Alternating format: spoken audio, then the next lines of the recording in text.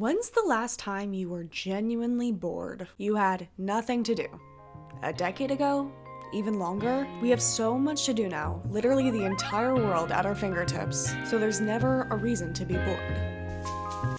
Or is there?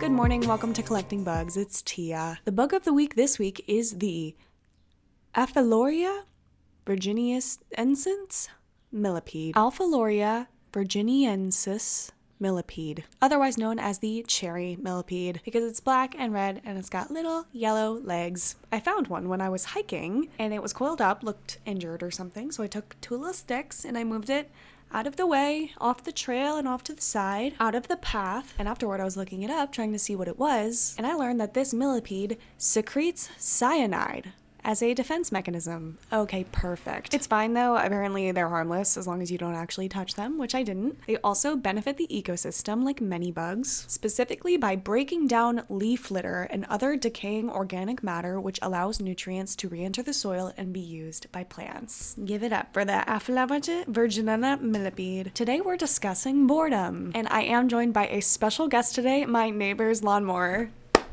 Give it up. I am a boredom advocate. I think boredom is so underrated. I think everyone can benefit from boredom. I feel so bad for kids these days, because they are so overstimulated. I wonder if they ever get to feel genuinely bored. Remember being bored as a kid? That's when your imagination came out, your creativity, the fun part of being alive. Remember that? When life was fun?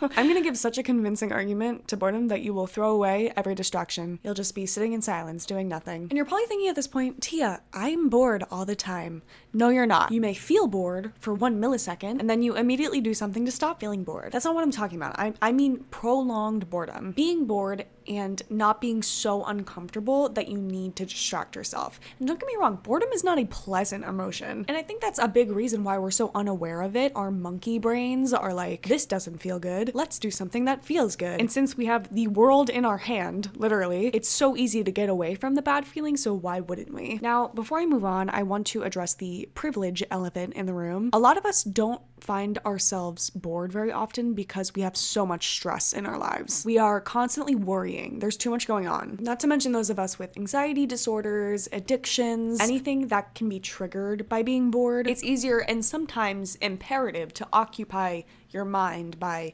doing something else. Sitting and being bored for a long period of time is definitely a privilege, but there are ways to be bored, quote unquote, while doing like menial tasks, washing the dishes, stuff like that can definitely benefit everybody listening to this. You know how you have epiphanies when you're in the shower? Literally the best revelations and ideas come when you're showering. Do you know why?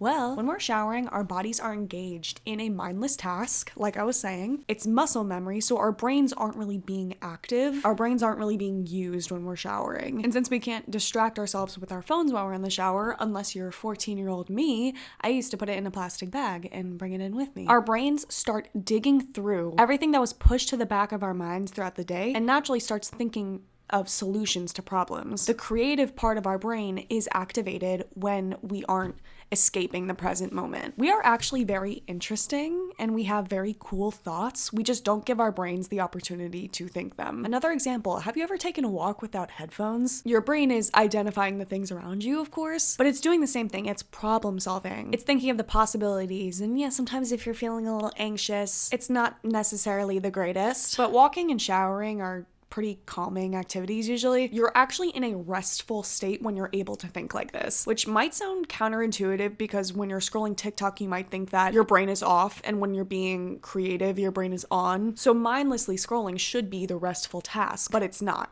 It actually exerts an insane amount of energy. This is called social media fatigue. What tires our brains out isn't the fact that we're doing anything productive with it, but it's experiencing information overload. It has so much to process. When I'm scrolling on Instagram and TikTok, I can see a recipe, an article about a school shooting, 3 ads, and a comedy skit all within the span of 30 seconds. And since time disappears when we're on social media and we spend hours doing that, think about how much your brain has to process all the emotions switching so quickly, like the pace of it, it's just too much. When you put your phone down, you're giving your brain a break. It's able to rest when it's not being bombarded with information. This is referred to as the default mode network. It's when certain parts of the brain can become active when the rest of the brain is resting. The default mode network aids in our relationships, increasing empathy and emotional perception because it is internally focused thought. It's self-reflection, and it's not necessarily meditation. Daydreaming is actually great. Letting your mind wander shows a greater capacity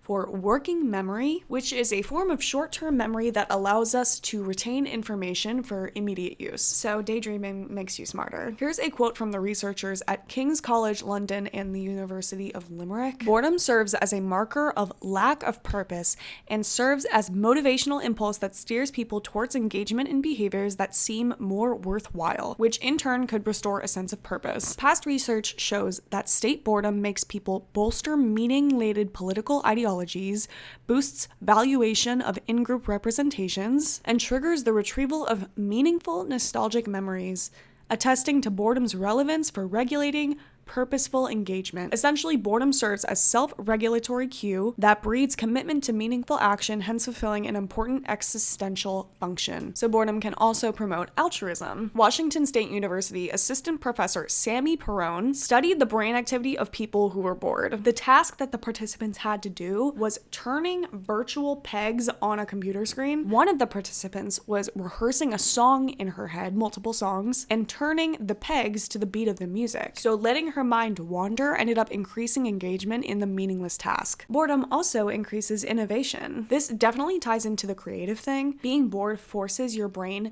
to come up with different things to do. But you could say boredom is how we evolved to where we are now. Humans crave novelty. It's essential. A dull, monotonous life is what prompts meaningful change and moving towards your goals. Our ancestors got bored, explored different territories, and discovered shit. You need to be creative when you're bored because what is usually keeping your mind occupied is not available to you in that moment for whatever reason, whether you're choosing that to be the case or not. So you have to come up with different ways to either be entertained or use your brain in some capacity. Again, best ideas come when you're bored. However, novelty isn't always good. Curiosity killed the cat, remember? People who are prone to boredom are more likely to engage in gambling, binge drinking, and generally risky behaviors. That's another reason why I said boredom is a privilege. People who are more boredom prone are actually more likely to be anxious and depressed. But boredom is inevitable no matter what, so it's important to know the psychology behind boredom so you can wield it in a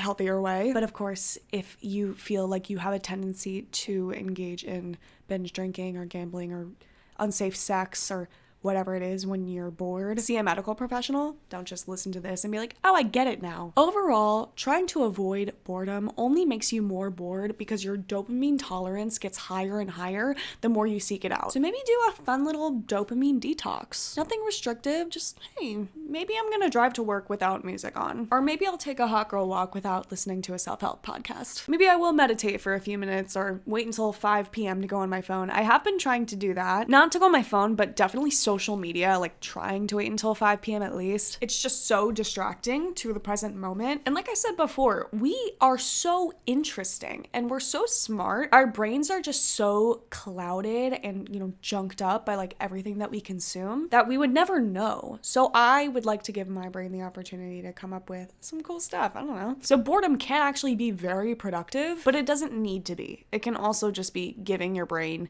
a rest to give it a chance to catch up and reduce that mental fatigue, social media fatigue, decision fatigue. So yeah, boredom is fun. And that's about all I had to say. A little bite-sized episode for you. Follow me at Collecting Bugs Podcast on Instagram. Support me on Patreon for $1 a month if you wanna. Rate me 5 stars, Thank you for joining me here today and every Tuesday, and I'll talk to you next week. Bye.